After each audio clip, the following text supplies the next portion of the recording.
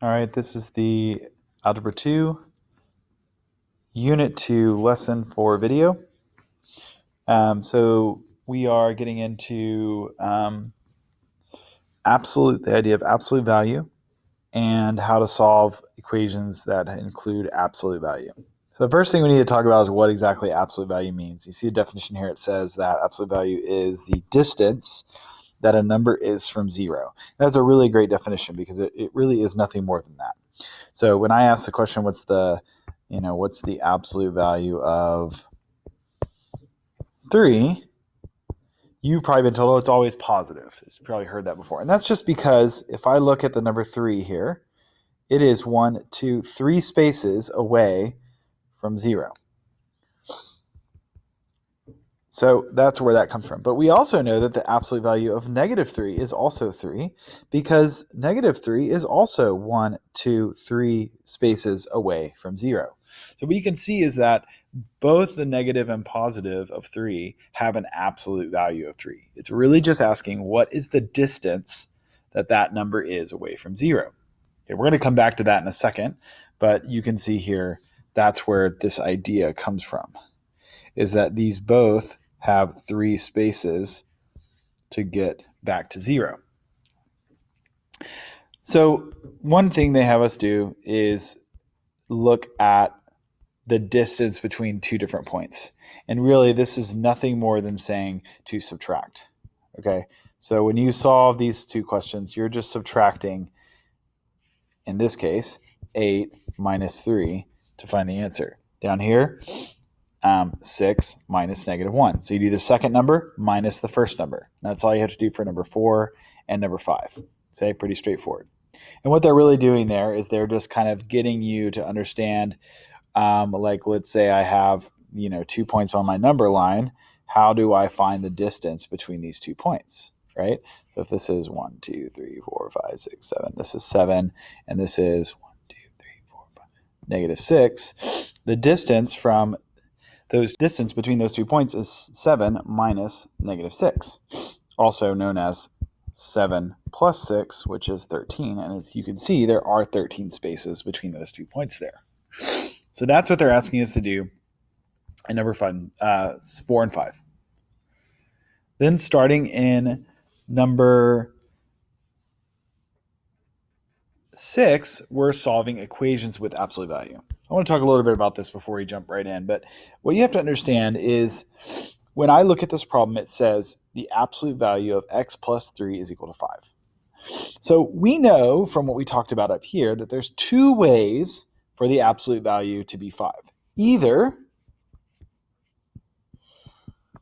what's inside there is 5, or what's inside there is -5. We know that either one of those things will give me a 5. So how do I do that in an equation like this? Well, what it means is that I actually have to solve this equation 2 different ways. I have to solve it saying that x plus 3 equals 5, because if x plus 3 equals 5, then the answer will be 5. And I also have to solve it with a -5, because I know that if x plus 3 equals -5, then I'll also get an answer of 5. So what I'm telling you is that these equations with absolute values will have 2 different solutions. So if I work this out on both sides, it's going to work out the same exact way. In fact, I can do it all at once. The 3's cancel out. I get x equals 5 minus 3 is 2. Or I get x equals -5 minus 3 is -8. So in other words, either one of those are good solutions to this equation. So when you have an absolute value function, you need to come up with 2 different solutions, which is why in the lesson there are checkboxes. So you're looking for 2 solutions to that.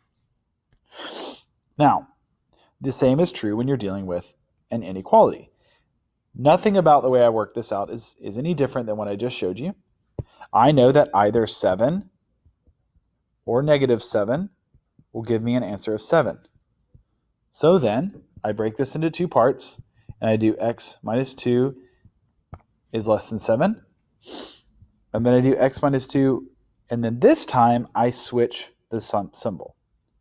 And the reason I switch the symbol is that I am making that equation negative. Remember, we said one is positive, one is negative. Well, because I made this negative, I need to switch my sign.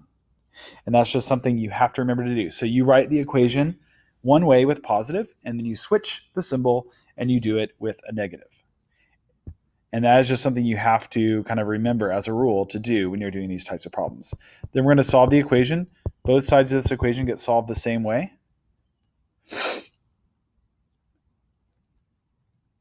We get cancel out there. X is less than 9.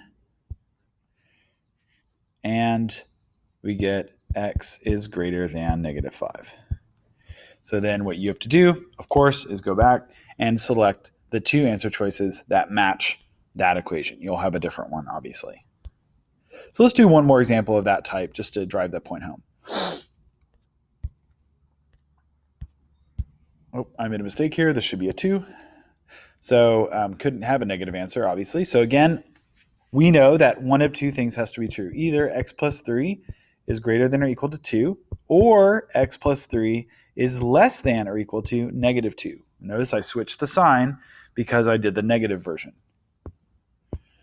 And we solve the equation by subtracting 3 on both sides. X is greater than or equal to negative 1. And minus 3 cancels out. X is less than or equal to negative 5. And we have our two solutions. So I think that will get you what you need to get through the few questions in this lesson. Please reach out to me if you have any questions. That's it for this lesson video.